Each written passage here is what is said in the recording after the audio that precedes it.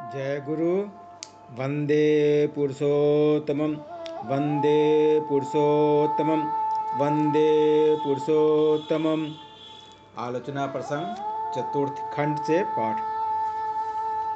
शरदा श्री श्री ठाकुर जी से प्रश्न किए हैं, हे ठाकुर, घास पात को साफ करने का अर्थ क्या समझूंगा?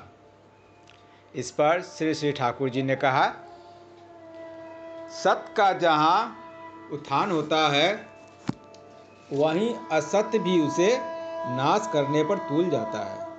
असत्य जिससे सत्य को पराभूत नहीं कर सके उसके लिए उसे नियंत्रित करना होगा, या नहीं तो उसे शक्तिहीन करना होगा।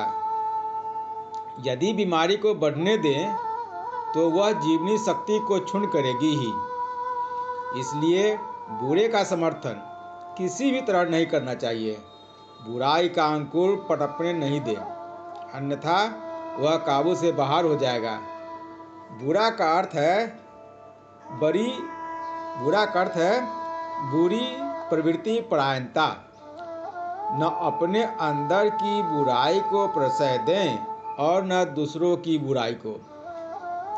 यदि उस पर सावधानी नहीं रखें एवं होशियार न रहें तो वह किसी असतर्क मुहूर्त में आप पर चढ़ाई कर विध्वस्त कर सकती है। सत्य का पोषण जिस तरह सक्रिय रूप से करते हैं उसी तरह असखलित रूप से असत्य का विनाश करना होगा।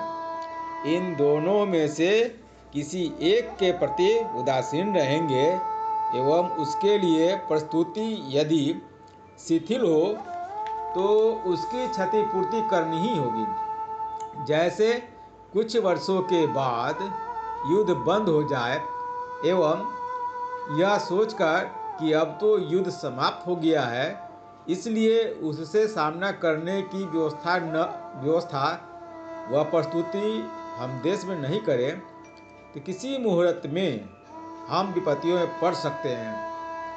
पर आक्रमण प्रतिरोध की प्रस्तुति जैसी करनी चाहिए उसी तरह दूसरा देश हमसे मित्रता स्थापित करे, ऐसी व्यवस्था वास्तविक रूप में पहले ही रहनी चाहिए।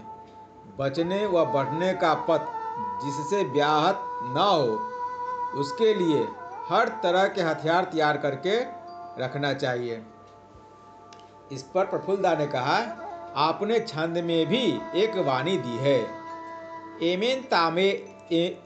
एमन तापेर कोरबी सृजन अत्याचारेर है निकेश अनुतप अत्याचारेर रह न जाते पापेर लेस।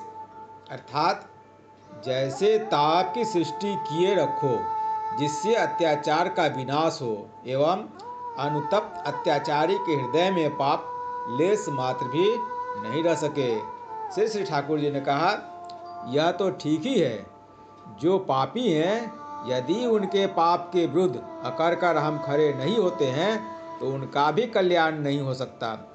अतः पराक्रम से केवल आत्मरक्षा ही नहीं होती है, प्रत्युत परिवेश भी परिशुद्ध होता है, किंतु इसे समयानुसार ही करना चाहिए।